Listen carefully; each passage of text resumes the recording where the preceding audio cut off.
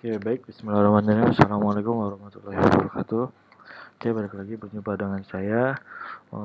Namun kali ini kita akan sedikit membahas tentang menerapkan instalasi jaringan lokal. Ya, jadi seperti biasa kata pengantar kita skip, daftar isi kita skip, pendahuluan kita skip. Nah, jadi kita harus bisa menganalisis, membedakan, dan menangani permasalahan yang terjadi pada instalasi jaringan komputer. Nah, di sini alat dan modul, alat dan bahan itu ada modul dan laptop ya. Jadi untuk desain jaringan ini kemarin sudah kita bahas.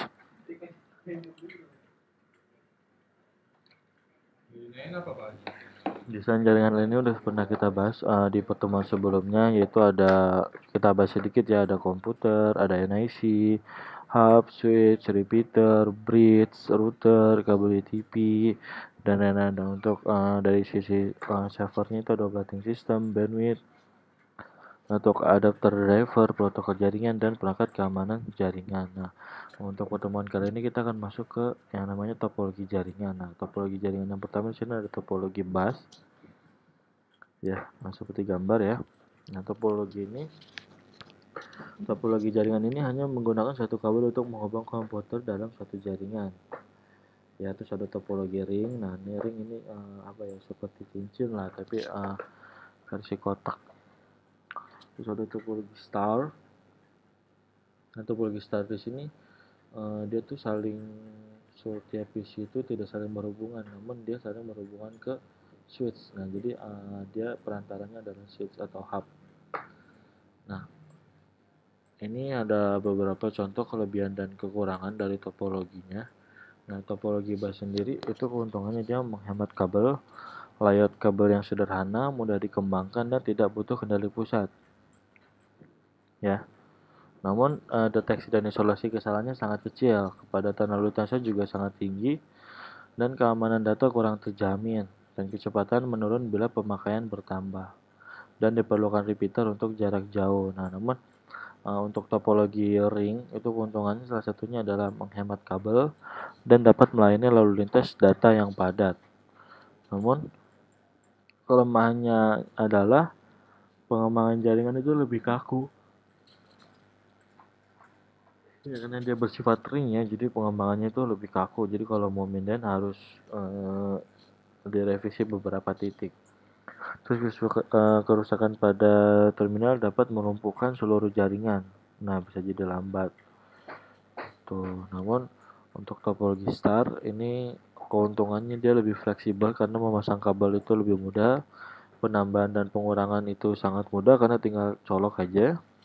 Kontrol terpusat sehingga memudahkan deteksi dan isolasi kesalahan dalam pengelolaan jaringan. Nah, namun dia bisa dikatakan dia boros kabel dan kontrol terpusat, jadi elemen itu bisa sangat kritis. Terus masuk ke metode akses. Nah, metode akses sendiri di sini ada 3. Yang pertama ada akses secara berurutan. Nah, sequential access merupakan metode yang paling sederhana. Informasi yang disimpan dalam berkas diproses berdasarkan urutan. Nah, terus ada akses langsung atau direct access, merupakan metode yang membiarkan program membaca dan menulis dengan cepat pada berkas yang dibuat dengan fixed length logical order tanpa adanya urutan. Terus yang ketiga ada akses dengan menggunakan indeks. Nah, metode ini merupakan hasil dari pengembangan metode direct access. Nah, metode ini memasukkan indeks untuk mengakses berkas. Jadi untuk mendapatkan suatu informasi suatu berkas, kita mencari dahulu lewat indeks. Nah, ini ada contoh gambar desain ya. Ini desain sederhana jaringan komputer. Nah, kesimpulannya adalah dalam perancangan sebuah jaringan banyak hal yang perlu diperhatikan karena akan mempengaruhi kualitas jaringan tersebut. Apabila tidak dipenuhi kriteria pendukung-pendukung sebuah jaringan yang berkualitas baik. Nah, perencanaan ini dijadikan 2 tahap besar, yaitu identifikasi kebutuhan jaringan yang dijabarkan sebagai berikut. Yang pertama itu ada jenis layanan yang akan diberikan. Yang kedua ada skalabilitas, yaitu seberapa besar jaringan yang akan dibuat. Terus ada expandable, apakah jaringan dapat di-expand atau di open-ended. terus ada kondisi ruangan dan gedung, terus ada medium transmisi yang akan digunakan. Nah, apakah penggunaan kabel atau nirkabel?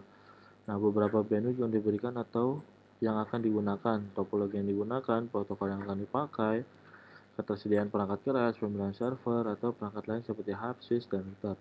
Nah, perangkat lunak jaringan seperti platform, manageability, dan monitoring system. Dan yang terakhir adalah keamanan atau security. Nah, mungkin itu sih beberapa hal mengenai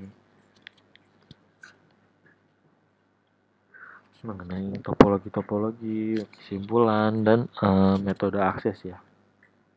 Mungkin jika ada yang kurang jelas atau masih bingung, kalian bisa perhatikan lagi di video sebelumnya atau di video sesudah ini, karena untuk KD 15, 16, 17, 8 itu saling berkaitan gitu. Oke, saya akhiri. Wassalamualaikum warahmatullahi wabarakatuh.